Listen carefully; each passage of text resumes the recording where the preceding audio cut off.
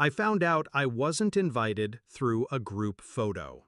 My entire family, smiling, dressed in silk and champagne, posed in front of the venue. My name wasn't on the guest list.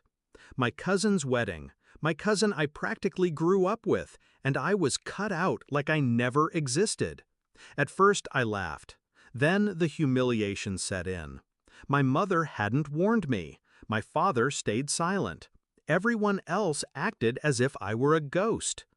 That was the moment something in me hardened. They wanted me gone? Fine. I would disappear. I booked a vacation the same night.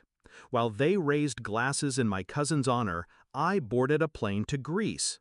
While they clinked champagne, I watched waves break against Santorini cliffs. While they toasted family, I sipped red wine under foreign stars. But I wasn't running. No, I was waiting. Because families like mine never stay clean. Secrets rot beneath the lace and diamonds. And weddings? Weddings are pressure cookers. One wrong move, one truth revealed, and the whole structure collapses. I just had to be patient. The betrayal stung sharper because of history. I'd been the reliable one. The cousin who showed up early, stayed late, helped carry boxes, stitched dresses when zippers broke. I was always there. But the bride, my cousin, was jealous. Jealous of how the aunts praised me, jealous of how I outshined her without trying. So she erased me. One stroke of her pen and I was cut. That night, staring at their posted photos, I promised myself I would never lift a finger for them again. But I didn't need to. They would destroy themselves. All I had to do was step aside and let gravity take its course. The cracks appeared sooner than I expected. 2 days into my trip, whispers reached me. A bridesmaid messaged me in secret.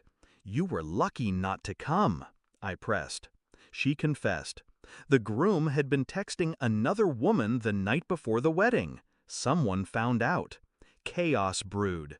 I smiled into my glass. They had wanted the perfect day without me. Now they had a storm instead. The climax unfolded while I sat on a beach. Phone buzzing non-stop. Dozens of missed calls. My mother, my father, my aunt, even the bride herself. I didn't answer.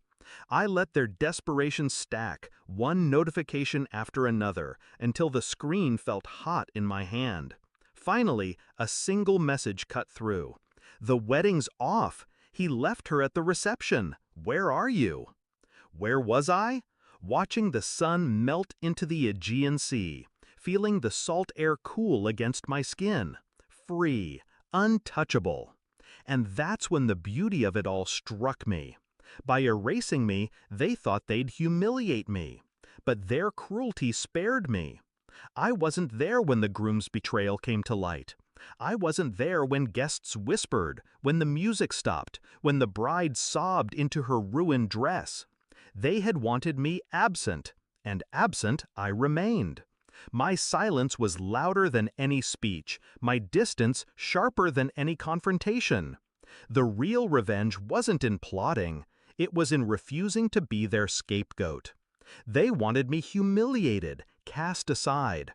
Instead, they stood exposed, fractured, their perfect facade shattered in front of everyone they'd tried to impress.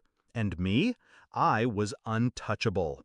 I had witnesses, the bridesmaid, the endless messages that showed how fast the loyalty they denied me came crawling back when their world collapsed. When I finally returned home, I didn't rush to see them. I didn't offer comfort. I didn't even acknowledge their pain. I walked past their silence with a calm smile, the kind that said, "You wrote me out. Now live with the story you created." And that's the part they'll never forget. Not that I wasn't at the wedding, not that the groom betrayed her, but that when everything fell apart, they reached for me, and I was already gone. Some betrayals demand vengeance. Others destroy themselves if you step aside. This time, I didn't need to lift a hand. My revenge was silence, my absence, my freedom, and it was enough.